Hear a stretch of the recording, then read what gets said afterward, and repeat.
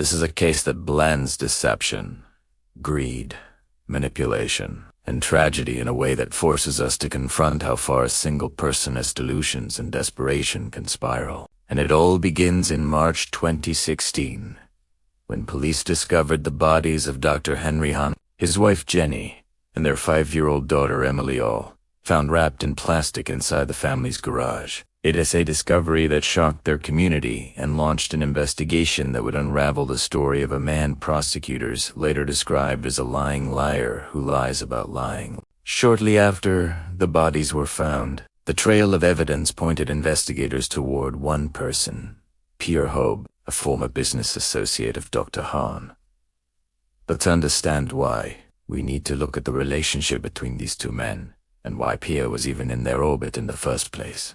Dr. Han had hired Pierre to help develop a CBD product as part of a new business venture. But their partnership didn't last long.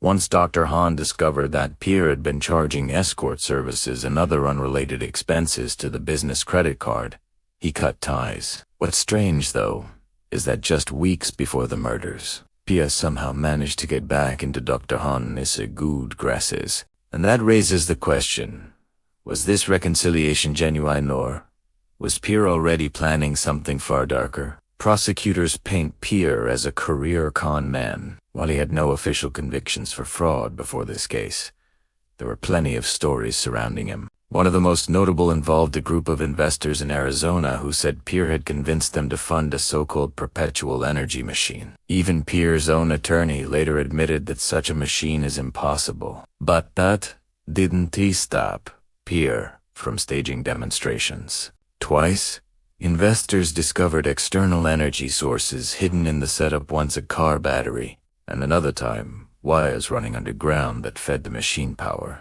Every time Pierre was questioned, he had an explanation. Every time his stories fell apart, he spun new ones. His skill wasn't in science or business, it was in manipulation. And that ability to manipulate is what makes this case even more disturbing. This wasn't just fraud or deceit, this was an entire family murdered. A brilliant doctor, his loving wife, and their daughter just days away from her 6th birthday.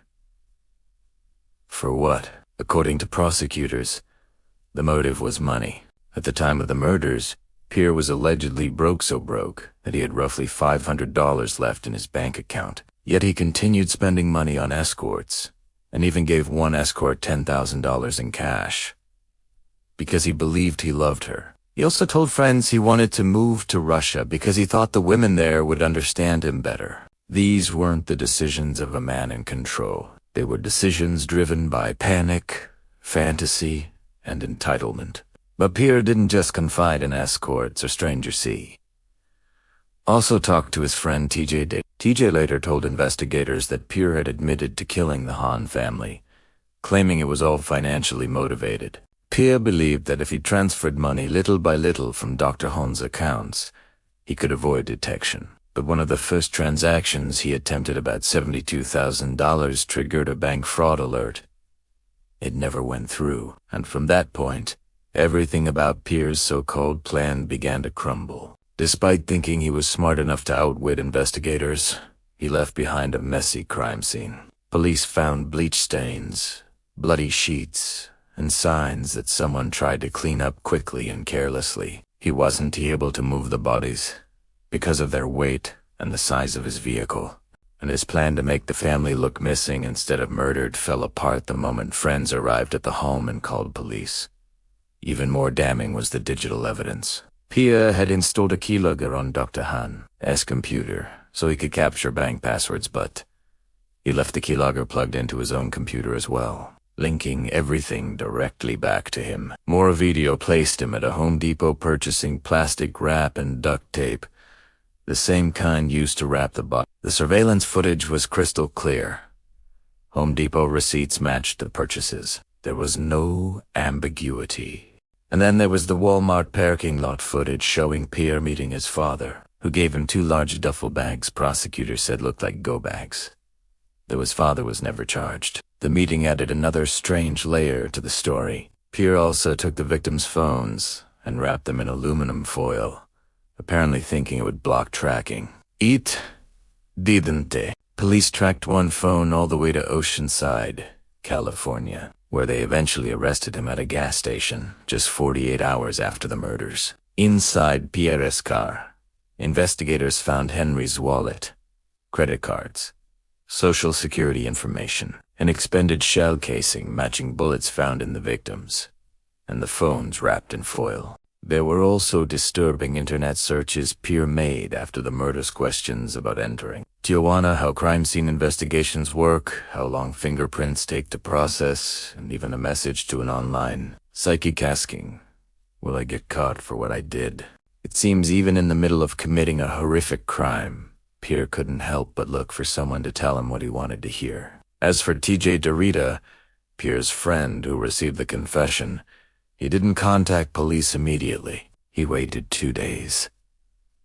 TJ later explained that Pierre told so many bizarre stories that he didn't know what to believe. He even worried that police might think he was involved. It wasn't until he called his brother Jushu, told him to go to police immediately, that TJ came forward. The defense tried to use this delay to undermine his credibility, but the judge overseeing the case dismissed those arguments since T.'s statements were heavily supported by physical and digital evidence. When detectives interviewed Pierre, he waived his Miranda rights and agreed to talk. What followed was a tangled, unbelievable story involving mysterious government agents, 3 supposed shootouts, and claims he was being targeted because of his perpetual energy machine. He said the Department of Energy had framed him, planted evidence, and endangered his family. Yet none of these claims could be verified. There were no shootouts, no agents, no conspiracies. Just Pierre, spinning a story to escape a reality he himself had created. Ultimately, Pierre chose a bench trial rather than a jury. He even took the stand, insisting he had been set up. The judge wasn't convinced. The evidence was overwhelming and consistent. Pierre was found guilty of 3 counts of first-degree murder and sentenced to 3 life terms without the possibility of parole. He appealed through California courts and even petitioned the U.S. Supreme Court. Every attempt failed, the final denial coming in March 2025. The loss of the Han family left a devastating void.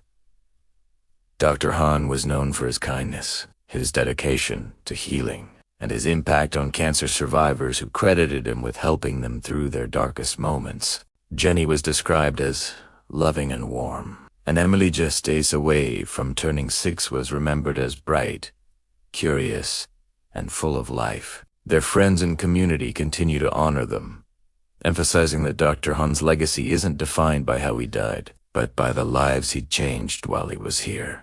This case is a sobering reminder of how manipulation, desperation, and unchecked fantasies can escalate into tragedy, and how even the smartest, kindest people can fall victim to someone determined to exploit them.